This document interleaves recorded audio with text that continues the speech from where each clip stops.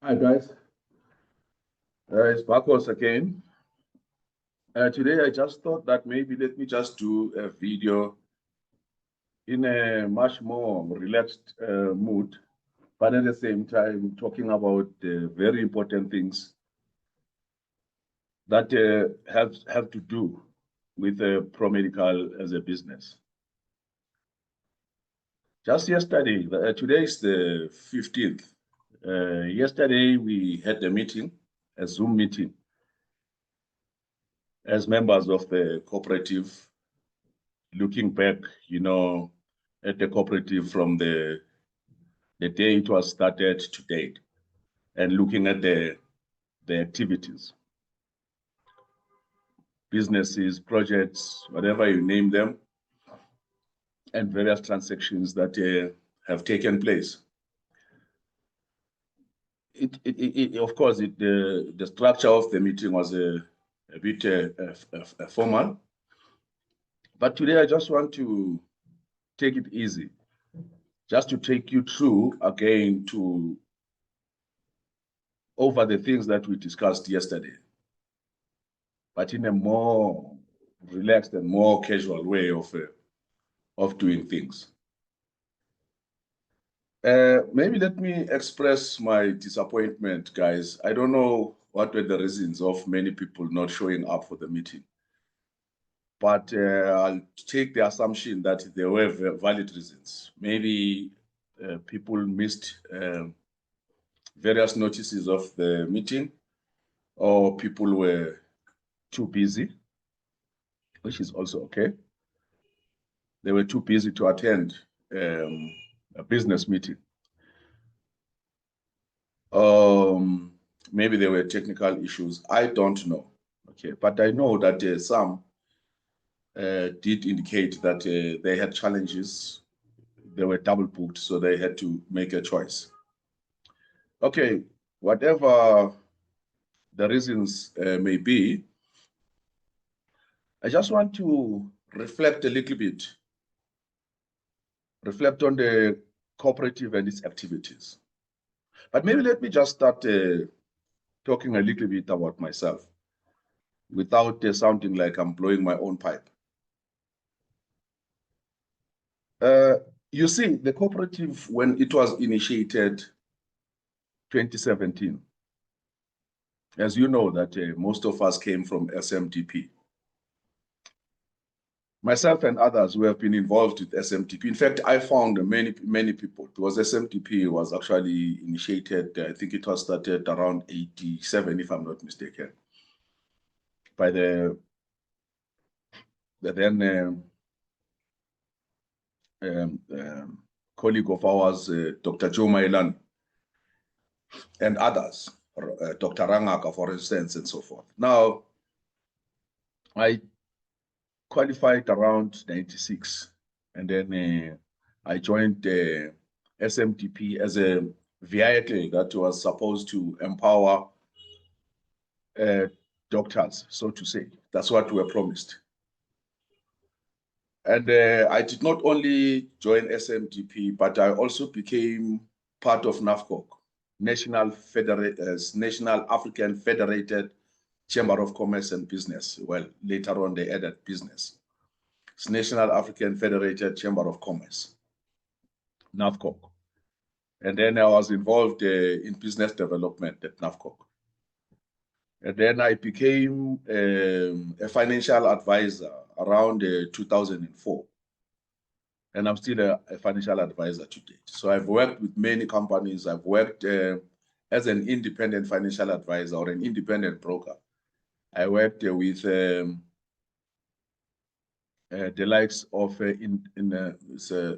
Liberty Life, Momentum, Prosperity, Discovery.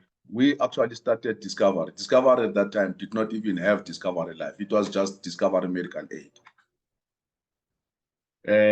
I was involved in mining, diamond mining. I started a lot of mining projects. Whilst I was in NAFCOC, I had an opportunity of representing NAFCOC in various business forums. For instance, if we had All Africa Forum, Department of Trade and Industry would actually send me to represent, would request me to come and represent NAFCOC. Many meetings that we would have businesses coming from all over Africa, business people. We had guys coming from Belgium, you know, so I would be there to represent NAFCOC. I was quite involved. And then I became a financial advisor, like I've already said, 2004. And then I started writing my exams when FAIS came in. That is a Financial Advisor and Intermediary Services Act. When it came in, together with FICA, which is a Financial Intelligence Center Act. When those two acts came in, that's where they disabled a lot of small financial advisors, I would say small-time brokers like us, and only the giants were left. So we're paralyzed for quite some time. Hence, I ended up going to do anesthesiology. I joined the circuit at some stage and stayed, but I had to leave because it ended up not making sense. But well, at least I exited with my diploma in anesthesiology. Then I worked as an anesthetist, private sector, in private hospitals, and at the same time running my GP practice as well. But I never stopped being a financial advisor. What actually happened is that I then started developing a lot of experience in businesses, startups, especially startups, because I never worked for a corporate. I always refused. I saw a lot of people joining the cooperative, most of my colleagues doing MBA with the hope that when they join the cooperative, they are going to climb the corporate ladder and at some point become CEOs or something. Most of them, shame, those things did not happen. They were frustrated out of the corporate. And then some of them, and most of them, ended up going back to a private practice or a GP practice. Then some tried to climb the ladder in government because they thought that because they had good education, and then they would climb the leadership ladder in government and become DGs and so forth, and maybe with an ambition of maybe at some point becoming a president, or at least the minimum becoming a minister, because most of them, that's the dream that they have. And some were disappointed because then you rely on other people, how other people feel about you to climb such a leadership ladder.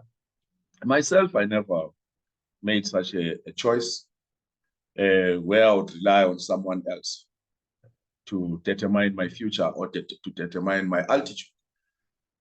I always had this attitude that my altitude would be determined by myself. And I knew from when I was young at 16 years, when I started my first business at 16 years, selling peanuts and apples in the trains, I knew that I would never be employed by anybody. I will always employ myself. Hence the entrepreneurship spirit in me that never dies. So I have interacted with a lot of people, and I can tell you now, anybody who has interacted with me in business, they will tell you one thing, that their businesses never failed. Instead, at some point, I would have my own business failing and getting other people's businesses successful. So with that background, all I'm trying to say to you guys, without talking too much about myself, is that I am a financial advisor. I'm registered with Financial Services Conduct Authority, which is called FSCA. I'm with FARDA right now. There's an organization called FARDA, which is an FSP. That is the one that capacitates me to provide financial advisory services and intermediary services for and on behalf of the cooperative, which is ProMedical Primary Cooperative. I'm not a fake financial advisor, so to speak. I have all the number of years and all the exams behind me. I'm also a business advisor. Like I've already said to you, that I started my first business when I was 16 years old. And I never asked for a rent from my father or from my mother since then. Right up to when I went to a university and came back, I never asked for a rent from anybody. And that's me. So when it comes to being a financial advisor, I know there are many people who call them financial advisors. I always say, if you want to know if a person is a financial advisor, there's a simple question you can always ask. If that person is telling you that he is going to make you have money by advising you, because a financial advisor is a person who must make you make money. It means he must assist you. He's a financial advisor. He must first of all assist you not to lose money, right? To close the tab so that you don't actually bleed money. And two, he must show you how is it going to grow your money. Now, many of them, when he says to you, he's going to grow your money, most of them, they will tell you that bring the money to them, then they'll grow it for you. Then I can tell you now, those are the first alarms that you need to actually hear, because check and see. Because that's the first thing. When somebody says, bring it to me, that's what people say. All those people, many people actually, not who say they are financial advisors, they always tell you, bring the money to them, they'll grow it for you. Then you must know that you are in trouble. You're probably dealing with a person who is not a financial advisor. Maybe he has the papers and he has got a license, but he's not a good one. A good financial advisor is a person who's going to teach you how to grow your money. And there is a person who's going to teach you how to grow it. And when you grow it, you make your money and he makes his money out of teaching you how to grow your money. But again, never pay a person to teach you. I've seen a lot of doctors, colleagues, not only doctors, but of course, I would say doctors because I've seen doctors paying people a lot of money, large sums of money to be taught how to trade. You know, what a nonsense is that? I mean, someone is going to teach you. I actually met a doctor who paid another guy 100,000. I won't mention the name of the doctor. She was crying. She gave a man 100,000 to be taught how to trade. And then this guy said to her, she must first buy a software. And then that software was going to be bought so that she can use the software to trade currencies. Now, the name of the software is MT4. This is the one that I started using that software, I think, around 2001, because that's when I started trading currencies, 2001, with my friend Jackie Memisi from Midlands. He was a stockbroker at JSE at that time. He recruited me actually to JSE to be a stockbroker, and then, but we ended up trading currencies at the Market Traders Institute in Isan. Long story. Okay, but I'm not going to talk about it now. So I'm saying if you're talking about a financial advisor, you need to ask a person if he is a real financial advisor, and you need to see the signs. There are signs of a good financial advisor. A good financial advisor, he must have history behind him. What has he done before? What has he been doing? I don't know. If it's a guy who started about 3, 4, 5 years ago, guys, that's not a financial advisor. It's just a guy who's registered with FSCA. That's not a financial advisor. A financial advisor is a person who understands the financial world, how to assist, how to make you grow your money. And then out of that, when you make your money, and then he makes his money, not the other way around. Most of the financial advisors that you'll come across, they make money when you lose money. Now, I can give you various examples. Maybe you can learn more, you know, because it's very difficult. I've got like a very long history practicing as a financial advisor. So I've got so many examples that if I were to actually even talk about 2 or 3 of them, it can take a very long time. But let me just give you something. On the investment side, never give your money to somebody to grow money for you. Ask the person to teach you how to grow. And then make sure that you are always in charge of your money, not someone else. Never hand your money to the bank and say the bank must grow your money. The bank does not grow anybody's money. You need to know how to grow your money and control your money. Don't give your money to investment companies and ask them to grow your money. They won't grow your money. They grow their money, not yours. Educate yourself how to invest yourself. If you want to learn how to invest and control your money in the stock market, which is called shares, if you want to buy shares, or you want to invest money in gold, or you want to invest what you call commodities, your oil and all those things, learn how to do those things yourself. Learn how to do them yourself. And there is free education. You don't have to pay. The only thing that you are going to pay is a commission when somebody else teaches you, making sure that you win. When you yourself is in charge, because you have got to be on the steering, not another person on the steering. So that's the advice I can give you. I can make many, many examples about this. Now, the person who can teach you, make sure it's not a fake teacher. How do you see fake teachers? Fake teachers do not practice what they preach. They will tell you about things they don't do. A person who will tell you about stock market, but he's not investing in the stock market.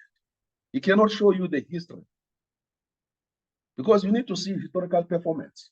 If it does not have the historical performance on his portfolio, his own portfolio, he must show you. If he says to you, you must start trading currencies, and he's going to guide you, and he does not have a trading account that he has been conducting for at least, minimum, at least about 1 year, just to see his own account. Of course, besides the experience that he needs to have, which is more than 5 years, because if he doesn't have 5 years experience in the game, he's not going to make money. It's not easy to make money in the financial world. Money is for those who know how to play the game. It's not for guys who are still wet in their ears and they think that they can make money. No, it's not structured like that. That is why only 1% in the world is rich and the rest they are paying the 1%. It's because the 1%, they know what they are doing. So be very, very careful when you are dealing with money. You can lose your money just like this. Boom. Because we have got a conmen, a fast-talking conmen, who can speak you out of your scar. So you have got to be very, very careful when you are dealing with a person who says he's a financial advisor. He must show you historical data on his portfolio, how he has been managing it for his portfolio. If his portfolio is making money, then that is your teacher. He's not a fake teacher. But a guy who is not doing what he's telling you about is a fake teacher. The only place, there are so many fake teachers out there, guys. Now I'm talking about financial services here. There are many, we don't run short of fake teachers. They're at universities, they're everywhere. You'll meet them, these professors, they teach about things they are not doing. They don't know how to do it. But they will tell you about investment.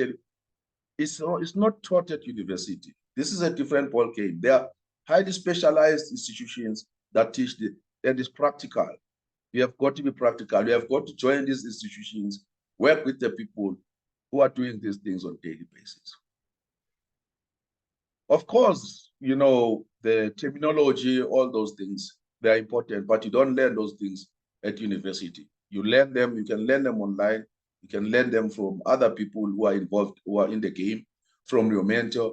You can learn from your financial advice, your good financial advice. You learn those things from that person. And of course, you need to study yourself. But I think I've tried to describe to you what a financial advisor or what a good financial advisor looks like. Please, guys, don't give people your money. It's dangerous. Okay.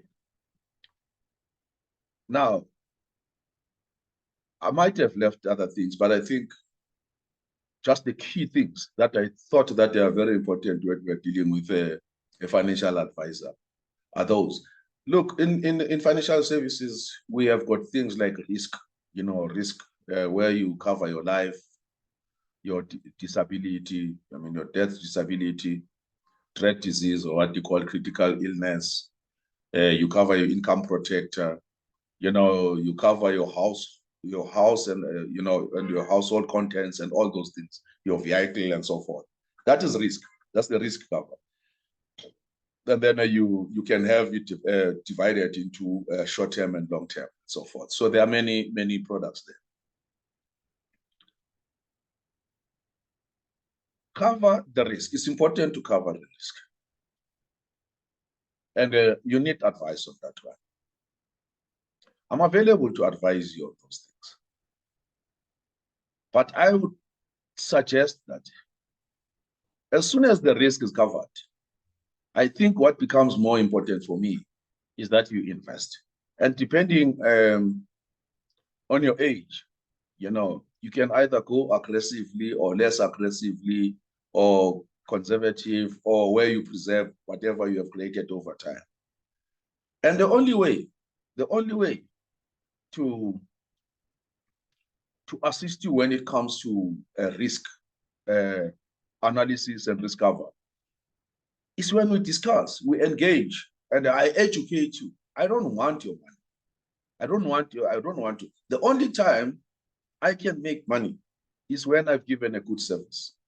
The only time I can be happy is when I'm sure that you have covered the risk that you need to cover, not things that you don't need to cover just because I need to make some commission out of that. No, I don't operate like that. I tend to focus more on investments. I tend to teach than to try and sell. I don't sell things, please. If you are looking for a salesperson in financial services, I don't sell. I don't sell a risk. I don't sell investment. I don't do that. I teach. And then it's free education. If you want to understand risk and risk cover, risk analysis and cover, and you want to understand the investment analysis and portfolio management, you are talking to the right person. And then I'll do everything to assist you.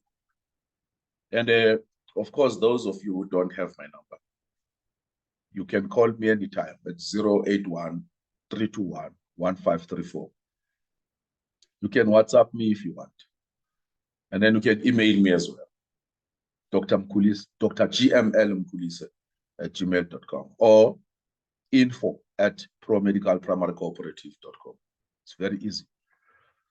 Now, the other part that I wanted just to say something about is also the business side. When you come across, there are very few people who call themselves business advisors. It's very difficult because business is not a child's play. Again, business is not something that is taught at school. You never get a university that teaches business. They can teach you all the rubbish courses that they are teaching there. They say they are teaching business now. Business is taught in business. It's taught in the street. That's where you learn business. You learn business in the road. You don't learn business at university or at school. No. There's nobody who knows business. All those professors that say they are teaching business, they don't know business. Business is a totally different animal altogether because it's very practical. It's real. You plead money. You have got to plead money, not only once. You have got to plead it at least 3 times before you can be a fully fledged businessman. All these business guys that are successful, they have got stories to tell. Go and ask them. They will tell you stories that will make you feel like running away. And that's our business. Now, for me to call myself a business advisor, I mean it. How so? I started many, many, many businesses. Half of them failed, half of them took off.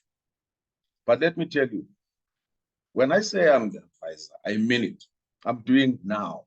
I'm a business advisor now. The person who is a business advisor is a person who has started many businesses. And they must tell you which ones have failed, and they must tell you which ones have made it. And I can tell you right now, I have businesses that can continue in my absence. That's all I can tell you. Because that's how to be a businessman. There's a difference between a person who's self-employed and a person who is a businessman. A businessman doesn't have to be in a business, but a self-employed person has got to wake up every day in the morning and go to his business. So that's not a businessman. So the day you are for as long as you are self-employed, you must know that you are working for your business. But the day you don't have to in your business, then you know that your business is working for you. Then you are a businessman. Now, well, they say the taste of the pudding is in the eating. Right now, I started together with some of our colleagues, 2017, we started Pro-Medical Primary Cooperative. And it was the time when I felt that I needed to do something with my colleagues because I had done everything with people outside the medical fraternity. I felt that I owed my colleagues a lot because I love this profession. It's such a noble profession.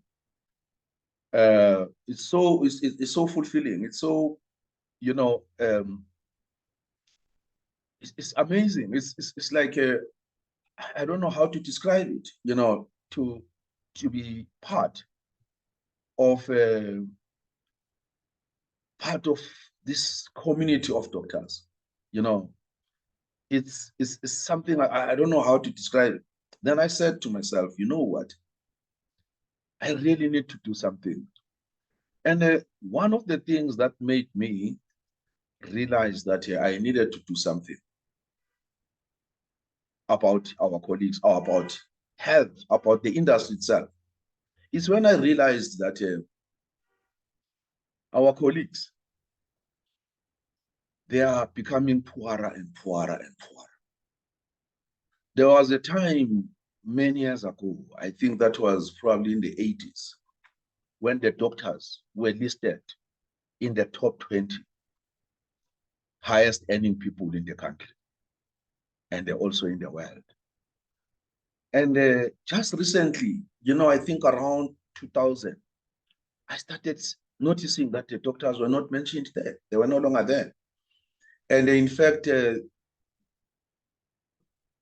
around when was it? Then we started seeing for the first time, doctors going on strike, demanding more money.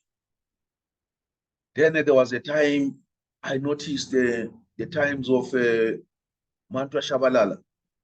Doctors now, they had to start doing overtime, you know, and getting paid on overtime. And the medical industry, the medical aid industry started short paying doctors and controlling the payments more and more to a point where actually doctors were getting poorer and poorer. Then I saw managed care companies, doctors divided. You know, we saw the emergence of companies calling themselves managed care, siding with the medical aids, just to do nothing else but to screw doctors. So, and just recently, then I realized that, you know, actually doctors are battling. They are battling. There's no money. But anyway, already I knew there was a problem when I finished medical school. That is why when I finished medical school, I decided to go and join the financial services side of things because I really wanted to master the idea of money. I hated the fact that I can have a situation where money is controlled by somebody else, and me, I'm just gonna be a worker, and then and they hand over the money to somebody to control it for me, or be at the mercy of somebody who controls the money, and me, I do the work. And I saw that in medicine, in medicine, actually, I was shocked that doctors are paid by a third party. Doctors are not paid by the patient. This shocked me, and I didn't understand it. How is it that the patient is the one who has got the money? And the patient doesn't give the money to the doctor, but he gives it to a third party called the medical aid. And then that third party is the one that is going to pay a doctor. I didn't understand. And it was very strange that it's something that was actually acceptable. And only cash paying patients would actually pay the doctor. Then I looked at this market. I saw that, oh, these people, the medical aids, they actually control 15%, you know, of this money, you know, and they deal, of course, with people who are employed and you know, subsidy and so forth. And there was this pool of people right in the middle of the pyramid. If maybe you were to imagine a pyramid, if a pyramid has got an apex and the body and the base, and I noticed that in the middle of that pyramid, you had a large number of people who did not have a medical aid. And on the base of the pyramid, then you would have the people who are so-called indigent, and those probably rely, depend on the state for healthcare services. So that was exciting for me to understand that market, because I hated the medical aids with passion. And true and true, as I was practicing medicine, I had this thing at the back of my mind that one day I'm going to do something about this industry. It's such a big industry. But I knew that I wouldn't do it alone. I needed my colleagues to deal with this market segment, so to speak. So when I left NAFCOC, I had so much experience because I understood the financial services sector. I understood the business sector. So everything sort of came together, you know, and I was just lacking now on two things. I was lacking on accounting and I was lacking on law. So I didn't understand law and I didn't understand accounting. But then I did myself a favor. Then I just took all the accounting books. I said, I need to understand this thing. And I can tell you right now, I do my taxes. I don't ask for an accountant to do my taxes. I don't do myself. I don't do accounting for clients. There are accountants in ProMedical who do accounting, bookkeeping and accounting for the clients. And then I also exposed myself to law. Then I had to go and register law at UNISA just to make sure that I'm not that ignorant, because I hate being ignorant. Ignorance is dangerous because when you are too ignorant, you become so vulnerable that even a punk, you know, the lousiest, you know,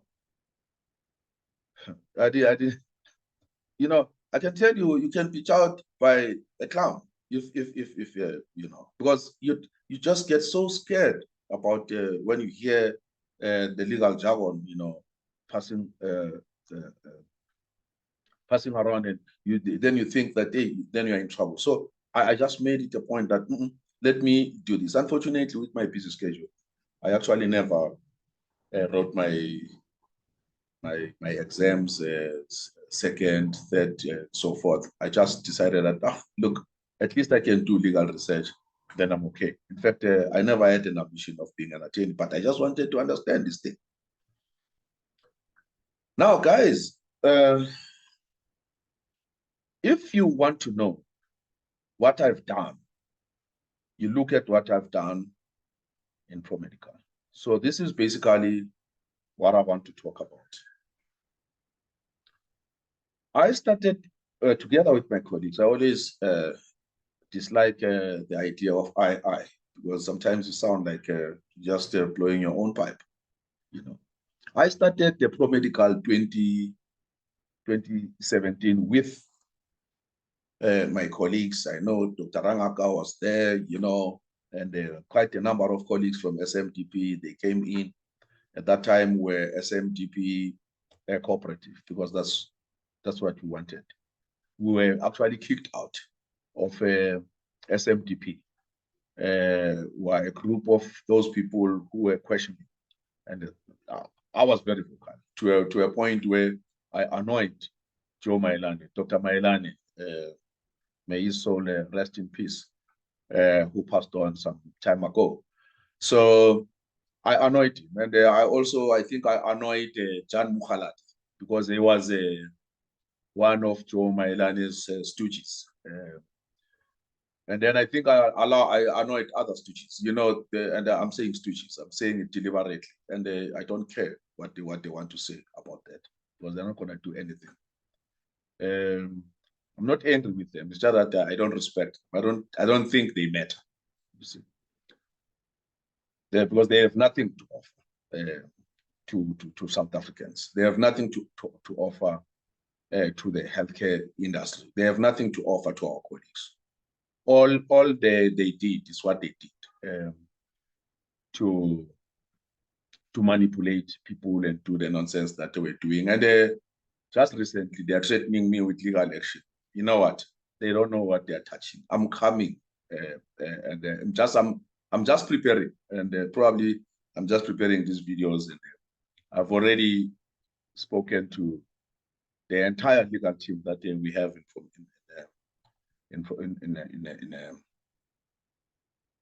in MTCM, because I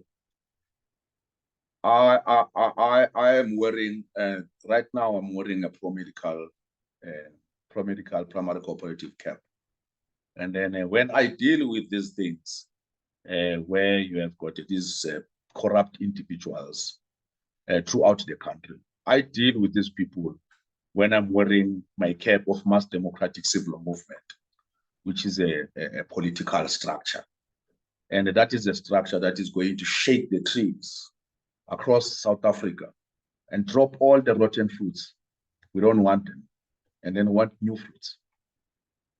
And it is in that space where I start dealing with charlatans who come and think that they can threaten me and some other good colleagues of mine, cooperators, who joined me when we started the SMDP cooperative, and which is today ProMedical. That they think they can chase us. SMDP is an NPO. SMDP is a political structure. And then me, I'm going to face them, take them head on with Mass Democratic Civil Movement, which is a political structure. So it will be a man against a man, not what they are doing now. They are playing games. They don't know the fire that they are starting. The communities are going to take them out, not me. They don't know how angry the people are out there because of the things that they are doing. But anyway, let me not be carried away. All I just wanted to say, guys, I've just touched on the financial services side and the business side. On the business side, what I've done, which is the proof of work. And with my colleagues, we have a ProMedical, which was started in 2017.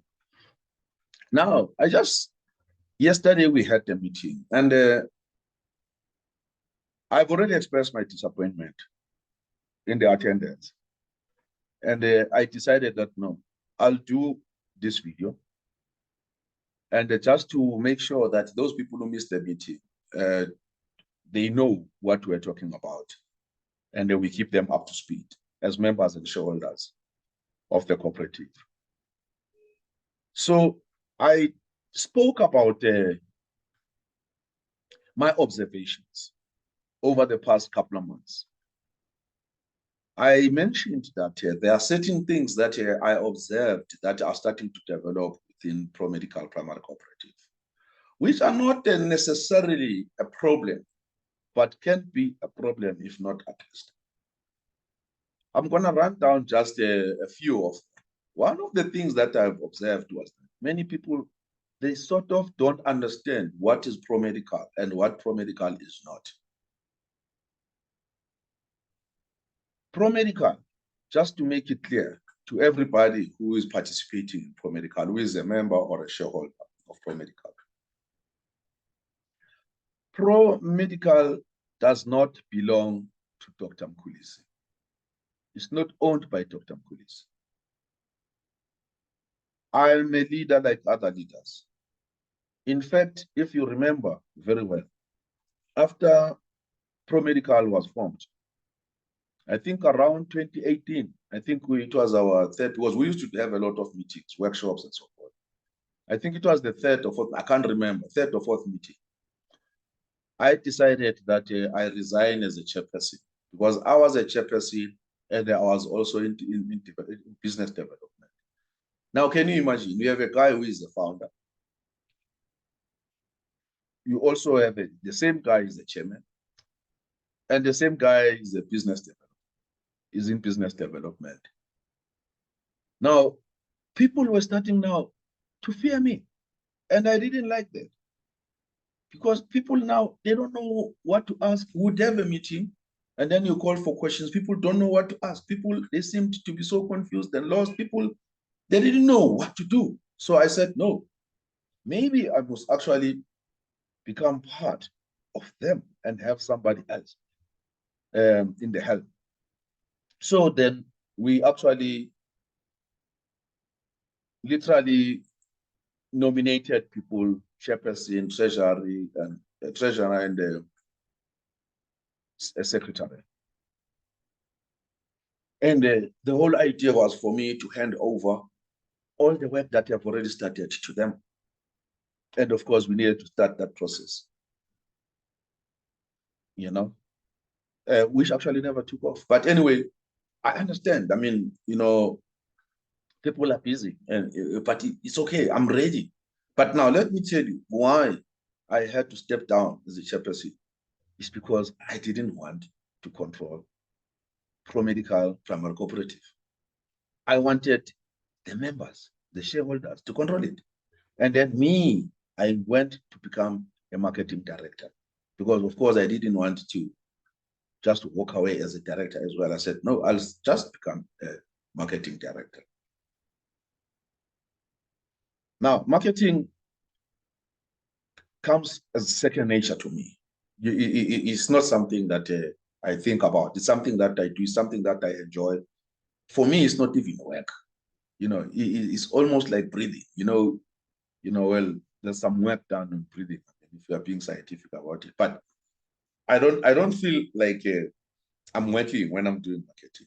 It's sports. It's like playing soccer or playing tennis or table tennis, whatever you like, or a guitar, for instance. It's like that because I love my guitar.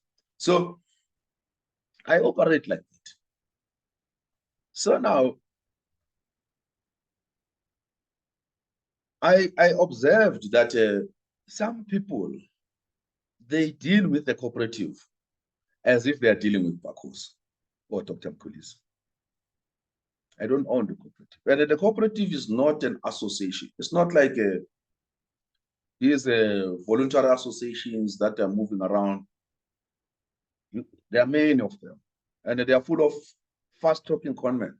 And I never knew that the SMDP was going to turn up to become a hub of a fast-talking conmen. I didn't think of that. I never thought of that. I respected Joe Maidan. I respected that guy. He was a brother. He was a father. He was everything to. He was a guy, a go-to guy if I had any problems. I did not even for a second imagine that this is a guy who would end up wanting to be like a village. These Khoshis are the villages, or a person who wants to stay forever and then, and control everything. So, and at the same time, not only manipulating people, then doing other things. So I never thought of that. So pro-medical is not there. Pro-medical is a serious, serious business. And actually, it's a demonstration to you guys who want to know and see what is it that Dr. Mkhulis means when he says he's a businessman. That's the example that I want to show you. Besides my own business, I run a lot of business, but I want to show you this one, what I'm doing here. That this is the guy who can start a business that can be owned by doctors. Let me just go back. It was always good to remember some of these things while I'm talking. One of the things that I really got worried about is when I saw that our colleagues were starting to be so stressed with money that actually they had to run away from the hospital and the two locums. And, and this thing started, I remember this thing, I saw it when we were still students at Medunsa. And now we used to have tutorials, bedside tutorials taught by consultants, you know, and these guys, they would actually not show up for tutorials. I mean, consultants not showing up for tutorials. And then we would end up being taught by a registrar. And the registrar is just a junior. He's a guy who just started maybe, I mean, he's still learning, you know. How can he be a teacher? At Medunza, in Garankuwa Hospital, we were taught by registrars because the consultants were dodging. Because you know why? They were going to work in Louis Pasture to go and make money. Now that tells you a lot. When a teacher, a specialist, a teacher, because those were teachers, they were running away to go and make money in private, leaving students unattended. And then you end up getting assisted by a registrar. We used to go and negotiate registrars. Hey, we're waiting for Dr. So-and-so is not here. Can you please take us? And then the poor registrar would say, okay, what is it that you want? You guys want us to discuss? And then suddenly, and then the guy starts asking questions and blah. Then it calls, he says, yeah, then you had your tutorial. That's not how to teach students at the medical school. That's not how to do it. It's not done like that. That's what makes us different from vets. It annoys me because when I went to vets to do anesthesiology, then I saw what was doing there. At vets, every theater has got a consultant. It's a one reg, one consultant.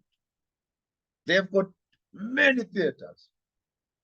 Every theater, there's a registrar, one, and then there's a consultant. Go to Garankuwa, what they call now is Fako.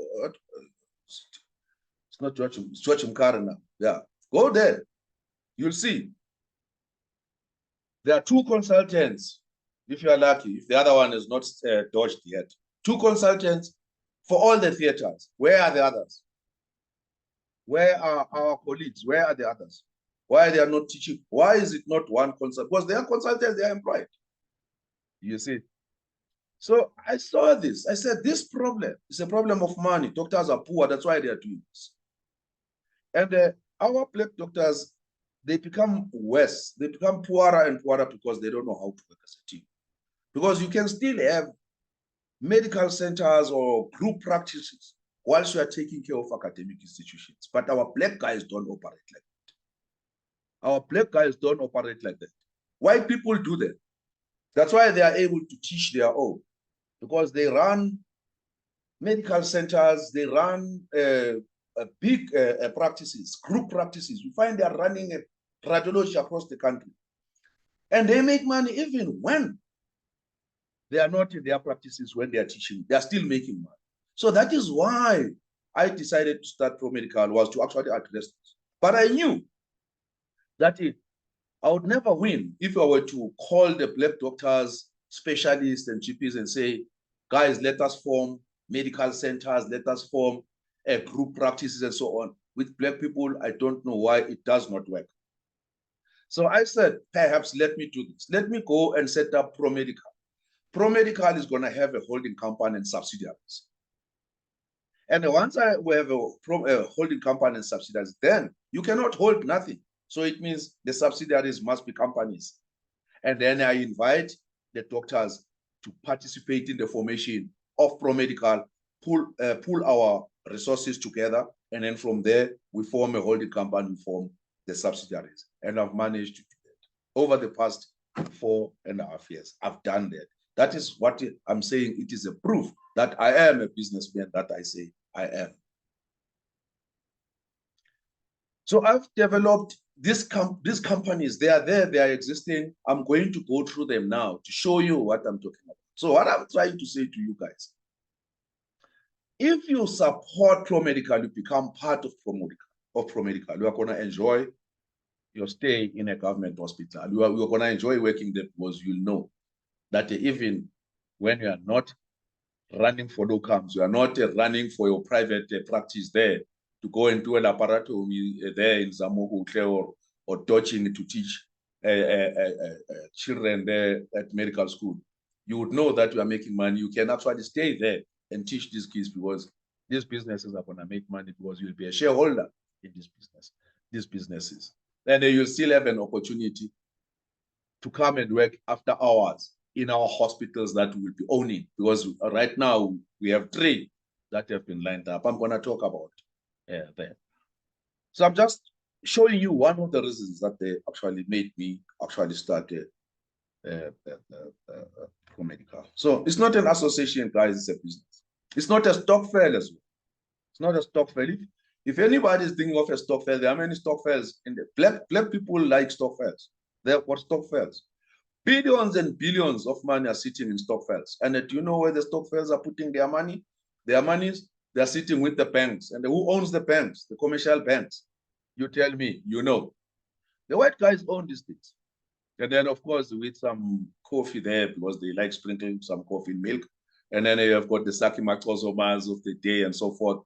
They own 10% of this and so forth. These are the guys who were put there, you know, to neutralize us, you know, to say, yeah, at least we've got our own. They're also owning this. They're not owning these things. They don't own these things. They're just, you know, given those the little bit, and they're directors all over, and they're so greedy. They're directors in all these companies, but they've never started even one single company, because they can't start any company. If I were to call Saki Makozoma and say he must come and run a ProMedical cooperative, he would never. He would fail, because he can't run any, he can't start any business. He does not know startups. These are the guys who start a business when they are given 1 billion. I mean, even the West Clown can start a business given a 1 billion. I mean, bro, I can lose half of it. By the time I've lost half of it, at least I've made the half back when I'm on the other half left.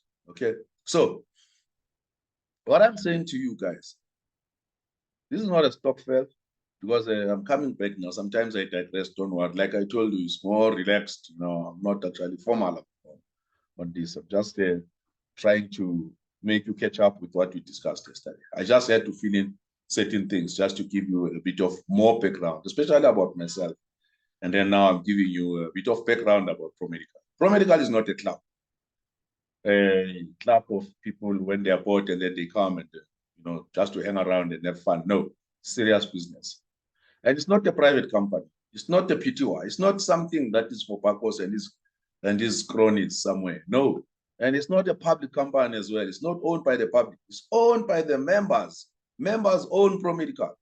So it means when you put your money, you buy shares, when you join us, you are buying shares. It means you are buying a portion. You are buying a portion of ownership in ProMedical. You are taking a risk with us. It means you own it. It's yours. You're going with us down, you go with us up. There's no time to say, maybe the problem is sitting with Bakos. It's not sitting with ProMedical. Anything that is happening is sitting with ProMedical. I just happen to be a leader. You need a leader. Without a leader, there's no ProMedical. I'm just a leader. It's a registered entity. It has got a constitution. It's registered. It has got a bank account. It has got accountants. It has got everything. It's a business. That's how ProMedical works.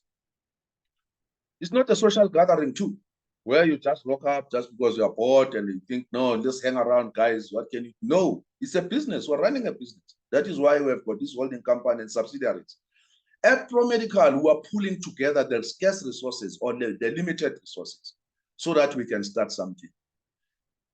It is different from others in that ProMedical was funded by members, by membership fees, the joining fee. And at ProMedical, we never even had this thing of a regular, you know, payments, because we said, once you put in your money, and then we're going to use it to start growing ProMedical. Once we grow ProMedical, and then we grow your money. Once your money has grown, then we share. And then we share in the form of dividends. We declare dividends. We have never declared dividends. Why? Because we have not yet even broken even. But do we have a turnover? Yes, we do have a turnover. And a very good turnover for that matter. But there are expenses. We have got a turnover, we have got expenses. And then when you subtract the two, then it gives you a profit. It's either you're on a profit or you are at a loss. It's as easy as that. That's how a business works. So once you are in a business and you understand those things, you'll sleep well. It's not an investment company. It's not a company where you put your money and then you go and sleep and say, hey, when I wake up, I think by now my money has grown by 50%. No, it does not operate. It's not an investment company. Maybe that is where many people missed it from the beginning.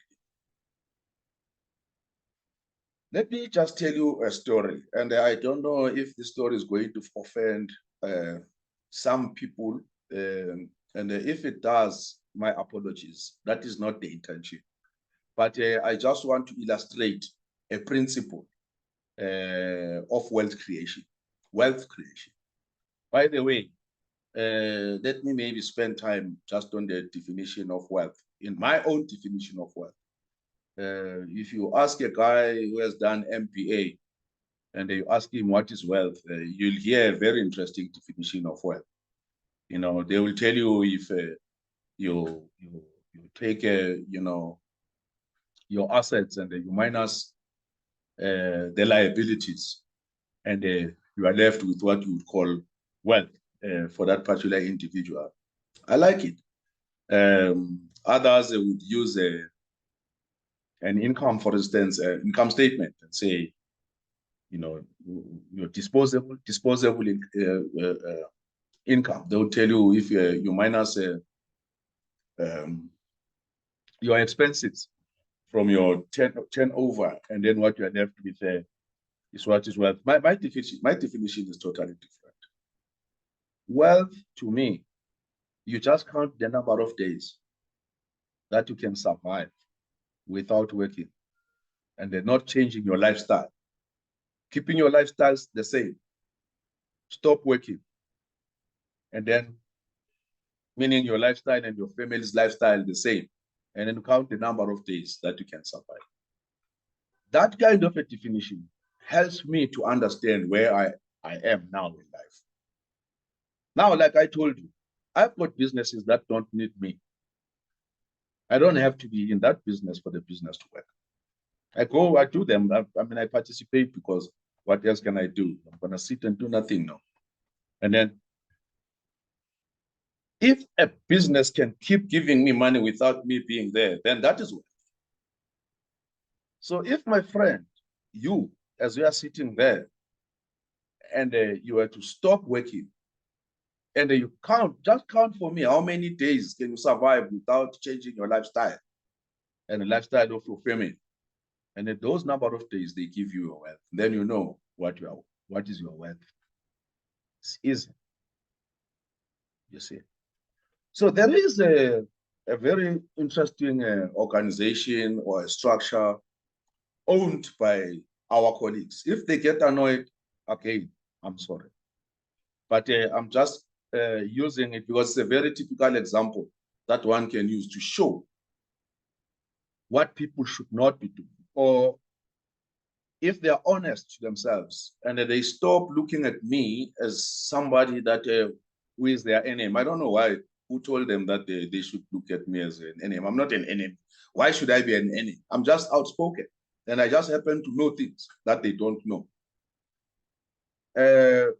Typical of doctors, you know, every time when you say something or you advise them or you talk about something, they always look at who is talking. If it's their colleague, they are very suspicious. I don't know why us as doctors are suspicious of each other. You know, the only time doctors work together very well is when they're discussing a patient, you know, because I think at that time, everyone knows that if you can make a mistake here, then you lose a patient, you can be trouble. But anything outside medicine, doctors, they don't see eye to eye. I don't know why. There's total mistrust. That is why some of these guys that I'm going to talk about, some of them hate me with passion. Actually, they even didn't want me to be part of their structure because my idea was that we don't have to have a lot of these structures. We could just come together under one roof, common goal, because our common goal is to create wealth for us as medical doctors. But some of them, they went to extremes to actually prevent that and say, no, you cannot have pro-medical merging with this structure of theirs. Because the idea was good. Some of the people were saying, no, but Invite Bakos. Bakos has got very good inputs, but others, they hated me. Hating me for what? Because I did nothing to these people. You know, the only thing I criticized them. I criticize when I see a person who behaves like a conman. I criticize the person who wants to take money from other people. I don't like that. So I get worried. And when I criticize, I think some of them, because they wanted to manipulate others and control the money, they realized that if they were to have me, they would have problems. They would have trouble. And then they pulled all the stops to make sure that I don't come close to that organization. I'm not going to mention the name. They know when I talk about it. They know. But what these guys are doing, they are doing something that I've never seen. Okay, I've seen it. I mean, stock fairs, they do it all over. We know stock fairs. We grew up with stock fairs. Our mothers were playing these stock fairs and so forth because they wanted that principle of solidarity that if the other one has got death or the other one is sick, they can go and assist and so forth. So abanye bashaya umshayelwano ukuthi ukwazi ukuthenga izitsha namabhodwe, something like that. Abanye bashayelana ngama-record kwakusasenamalo ama-tape, ama-record in CDs, all those things. Yabona? Abanye bebashayelana ukuthi at least akwazi ukuthi umuntu abe nemali yokubhadala ikweleti and something like that. I see some of our colleagues are still doing that. Bakoleka inyuku every month to a pot. It's like a pot. They put money there. And this money is managed. It's sitting in a bank, literally. I know about that money. It's sitting in a bank, FNB account. That's where it's sitting. Yeah. And then it's deposited through some guys who are supposedly, they are FSPs. They've got an FSP number. They are registered with FSC. I checked. And they can take deposits. And then they developed a very simple automation. I'm saying this because I want them to be educated too and know what I've seen there. And they must know about it. If they don't want to know, it's all right, okay. It's okay with me. They can stay the way they are. If you want to stay ignorant, stay ignorant. Tina, who knows, will tell you. But if you don't like it, it's still okay. It's your money that you're going to lose. It's not me. It's not my money. You understand? So these guys, then they put that money in that FNP account, and this money goes through these guys who are an FSP. Then it stays there. So these guys, they've got some automation, that they did. And then they are able to give them feedback. For instance, when someone deposits money, then they get feedback that so much has been deposited. So they also know the amount that is there, that their account has got so much. So they can see a person who's depositing, they get feedback. It's simple automation. Can use WhatsApp Business, and it's not like serious coding stuff, like we do, in our IT. It's just a simple automation that we can do for anybody who wants to get a feedback when money comes into your account, and then get a feedback via WhatsApp. You understand? Yeah, we can do that via WhatsApp. So the why I'm talking about this, to me, it's a simple illustration of where people can actually easily lose the value of their money. Because once money is sitting in a bank, the only person who's benefiting out of your money, one, it would be the guy who is charging you commission, of course, by handling your money, okay? Because he also charges you for the SMSs or whatever emails that you'll be getting, and they charge you for that. And then number two, the bank is making money out of your money, because the bank will take that money and it borrows other people, makes money out of that. And usually, if you are lucky with the bank, you're probably going to walk away, maybe, if you are lucky, with about 3% their interest per annum. And now, to me, that is not prudent, because to wait for 3% per annum when you can make 100%. If you are running a business, you can make 100% in a month. If you're running a serious business, then it doesn't make sense to me. Why?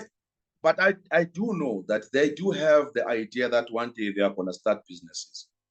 But I'm worried. I'm worried that the day they try and start businesses, that money that they have probably is going to about 2 million now. That money will be wiped out like that. Even if they were to start a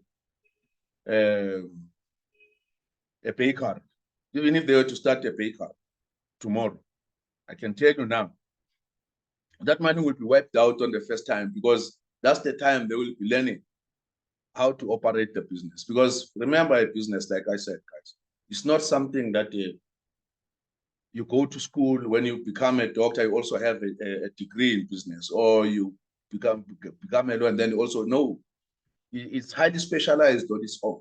And it's so practical that it takes so many years before you can be good in that business. If you want to go into the business of making bread, or a confectioner, or a baker, or whatever, if you want to go in that business, there's a lot that goes in there in terms of expertise and experience.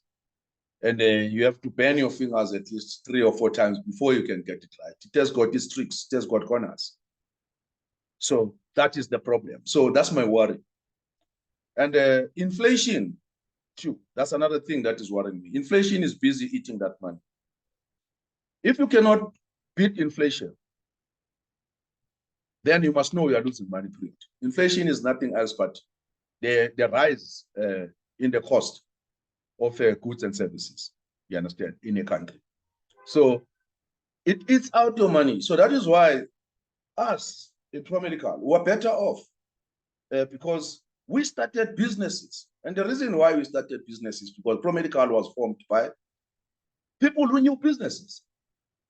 We didn't say to people, let's put money in the pot every month, and then it's going to grow by getting interest. No, we bleed money actually. When you do that, you bleed money. I want to tell them right now, they are bleeding money. It's not that maybe they don't know how to calculate money. They are bleeding money as we speak. And I can calculate for them if they want to calculate how much they have lost up to today. Whereas if you look at the model of ProMedical, we run businesses. We started with a small amount of money from each and every person. And we didn't expect people, except for some people who decided that, no, every month they will be adding. I think there are about 3 or 4. I mean, like they are running debit orders, 3 or 4. And then some also who put in a little bit, but a little bit more. Actually, I would say probably the highest was about 90,000, And there are about 4 people, maybe the other one's 90,000, the other one 50, the other one 50. And then, yeah, I mean, those. But the rest of the people, they put in about what? 5,000, 6,000, 9,000, somewhere. But we managed to grow from only that. Now, vis-a-vis the guys who are putting money every month, but their money keeps bleeding. Like I've already told you, that there are 3 areas. One is inflation. It is out the money because the cost of goods and services, they are going up every year. And then 2 is the fees. You pay fees on the services that are provided by the people who provide you with what they call IT, which I call simple automation. And then you also have issues with the bank itself, because bank has got bank charges, and then the money moves in and out, and they use your money to. And also there's an issue, or they use your money to borrow other people, but you make nothing out of it. You lose what we call opportunity cost. Right. If you understand economics, that's basically what you're saying.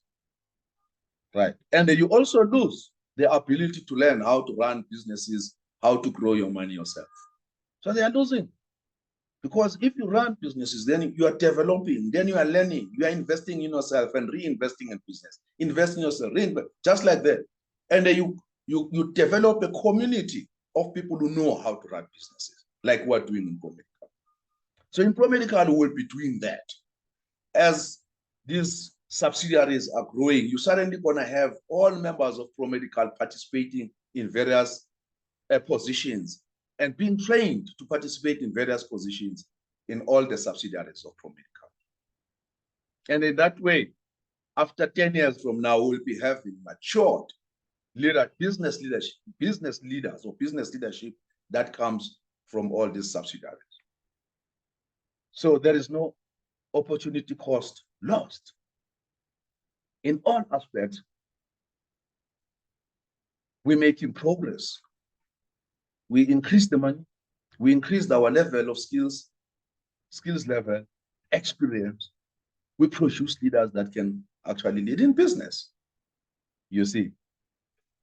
And I think I've made this video very long. What I want to do, guys,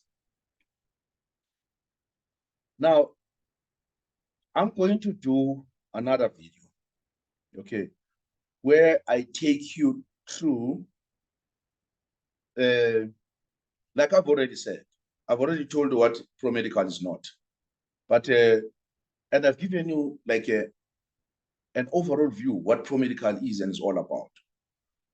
But just to avoid making this video too long, I am going to do another episode, which is episode 2, where I will be now looking at the market that ProMedical is looking at, and how ProMedical is approaching this one, and the opportunities that ProMedical has already opened up, the various projects that ProMedical is already engaged in, and how far we are, and what are the new projects, and when are we implementing. And I can tell you right now, just to wet your mouth, is that actually on the 1st of November, we are starting a big rollout